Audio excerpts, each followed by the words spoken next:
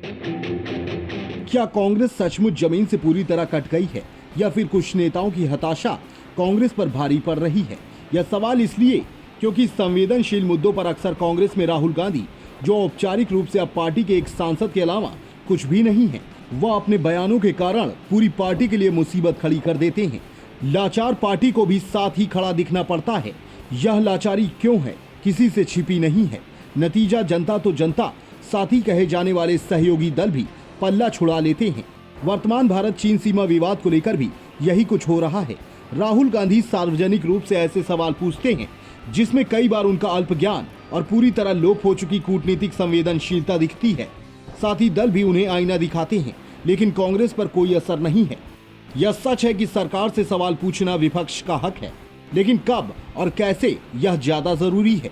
किसी भी देश की परंपरा रही है कूटनीतिक मुद्दे पर, और वह भी तब जबकि पड़ोसी देश से तनातनी हो, सवाल से पहले एकजुटता जरूरी होती है।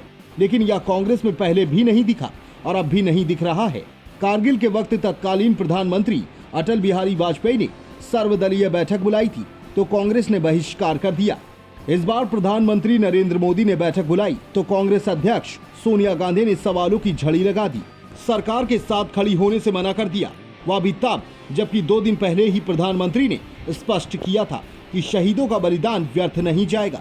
चीन जैसे राष्ट्र के खिलाफ पहली बार किसी प्रधानमंत्री ने ऐसा सख्त बयान दिया है। नतीजा क्या हुआ? शरद पवार ने राहुल को सीख दी कि सीमा पर सैनिक हथियार के साथ जाते हैं या नहीं। ऐसे सवालों में राजनीतिज्ञों को नहीं उलझना चाहिए। राहुल बार बार यही आरोप लगाते रहे थे कि सरकार ने सैनिकों को निहत्था भेजा था। शरद पवार रक्षा मंत्री रह चुके हैं, वह सच्चाई भी जानते हैं और संवेदनशीलता भी।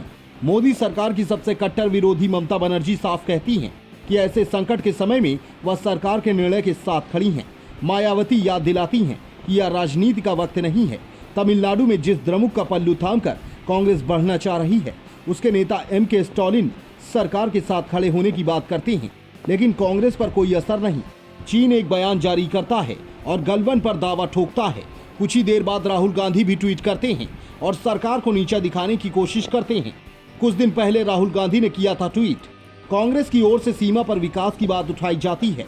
इसका ज्ञान लिए बगैर कि पिछले दिनों में क्या हुआ, कांग्रेस नेताओं को इसकी भी याद नहीं कि उनके ही रक्षा मंत्री A.K. एंटनी ने संसद के अंदर ऐसे ही सवाल पर क्या कहा था। उन्होंने कहा कि भारत चीन सीमा पर कुछ क्षेत्रों को अल्प विकसित ही छोड़ना सुरक्षा की दृष्टि से ज्यादा मुनासिब होगा। कुछ दिन पहले राहुल गांधी ने ट्वीट कर कहा कि वह चीन के राजदूत समेत अलग अलग देशों के राजनयिकों से मिलते हैं तो जानकारी लेते हैं। सोशल मीडिया किसी को छोड़ता नहीं है। एक व्यक्ति ने उनसे पूछ लिया कि क्या कश्मीर को समझने के लिए आपने पाकिस्तान से राजदूत से मिलने का मन बनाया है? यह सवाल लाजमी है। क्या राहुल को एहसास ही नहीं है कि वह क्या कह रहे हैं? कांग्रेस की ओर से अब तक कोई सफाई नहीं आई है। अचरज की बात यह है कि कांग्रेस पर जो भी सवाल खड़े किए जा रहे हैं उसका कोई जवाब नहीं आता है। कांग्रेस की ओर से अब तक इस पर कोई सफाई नहीं है कि डोकलाम के वक्त राहुल गांधी चीनी राजदूत से मिलने क्यों गए थे और बाद में इस सच्चाई को छुपाने का प्रयास क्यों किया।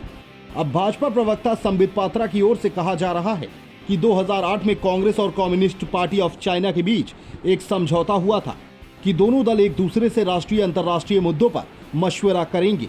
पात्रा ने यह भी दावा किया कि यह समझौता भारत में कांग्रेस सरकार होने न होने से परे है।